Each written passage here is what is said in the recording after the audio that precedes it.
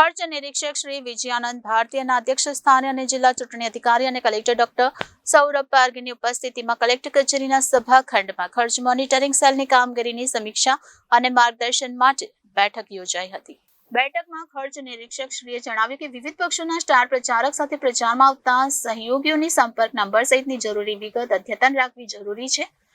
Air intelligence unit સતર્ક રહે એમ જણાવી ઉમેર્યું કે ઓછા બેલેન્સ ધરાવતા જનધન ખાતાઓમાં પણ આચારસંહિતાના સમયગાળામાં નાણાંની હેરફેર વધી રહી હોવાનું માલુમ પડે બેંકોના ડોરમેટ ખાતાઓ ચૂંટણી સમયમાં જ સક્રિય થાય અને એમાં અચાનક ₹500 થી 5,000નું ટ્રાન્ઝેક્શન થવા લાગે તો જરૂરી પગલાં લેવા માટે કહ્યું હતું। તેમણે ચૂંટણી ખર્ચની મર્યાદા અંતર્ગત ઉમેદવાર દ્વારા કરવામાં આવનાર ખર્ચની નિયત પ્રક્રિયા અનુસાર નોંધ રાખવા, શેડો રજિસ્ટર નિભાવવા અને દરેક ખર્ચ મોનિટરિંગ સેલની દૈનિક કામગીરી, મર્યાદાથી વધુ રકમના વ્યવહાર, ખર્ચ અહેવાલોની જાળવણી કરવા જણાવ્યું હતું।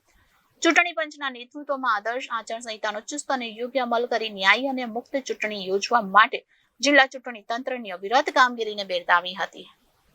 મામલતદાર શ્રી પ્રતીક ઝાખડે પાવરપોઈન્ટ પ્રેઝન્ટેશન દ્વારા એક્સપેન્ડિચર મોનિટરિંગ સેલની કામગીરી વિશે નિરીક્ષક શ્રીને વાકેફ કર્યા હતા। બેઠકમાં ખર્ચના નોડલ અને જિલ્લા વિકાસ અધિકારી શ્રીમતી શિવાની ગોયલ, પોલીસ કમિશનર વાબાંગ ઝમીર, અધિક જિલ્લા ચૂંટણી અધિકારી શ્રી કમલેશ રાઠોડ તથા આરસી પટેલ, નિવાસી અધિક કલેક્ટર શ્રી વિજય દબારી, નાયબ કલેક્ટર સહિત વિવિધ નોડલ ઓફિસર, જિલ્લા ચૂંટણી તંત્રના અધિકારીઓ, CGST, SGST, આવકવેરા, CISF, એરપોર્ટ ઓથોરિટી, પોલીસ, મનપાના અધિકારીઓ ઉપસ્થિત રહ્યા હતા।